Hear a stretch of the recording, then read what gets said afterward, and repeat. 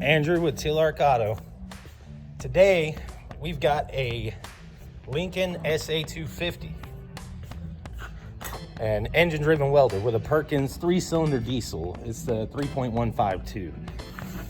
Today we're pulling off the generator so that we can replace the rear main seal. We also have to pull off the injection pump to reseal it. I apologize, I didn't think about making this video before I started, so I'm about 3/4 of the way to having that generator off. But we're gonna do another little time lapse for you and hopefully you enjoy.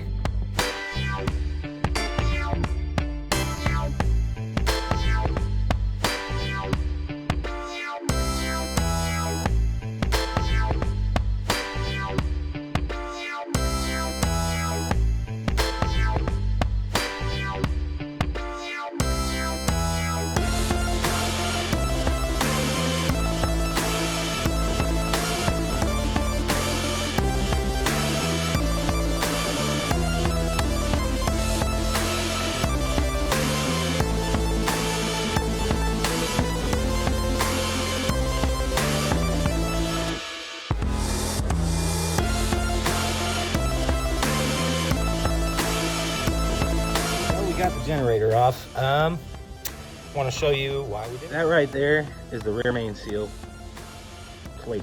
There's a big rubber seal in there that goes around the crankshaft, keeps your oil inside of your engine, not outside. Well, she's leaking, and so that's why we got to take this bad boy off of this bad boy. This is your armature. This one happens to have a Fowler armature with 7 gears. It's a Fowler mainliner. And if you've never seen the inside of a DC generator, here it is. There's your brushes for the armature. That's where you get all your welding current from. This is your exciter stator. It's also your auxiliary power windings. So this is where you get your power to the plugs. Next step is going to be to take that armature off so that we could get at that seal. And then we'll have to reseal this here injection pump. This guy is your exciter armature. Well, actually, this one would be called a rotor.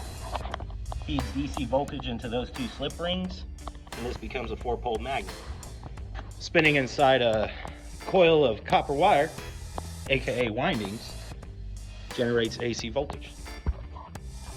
I guess I need to get back to work. You guys have a great day.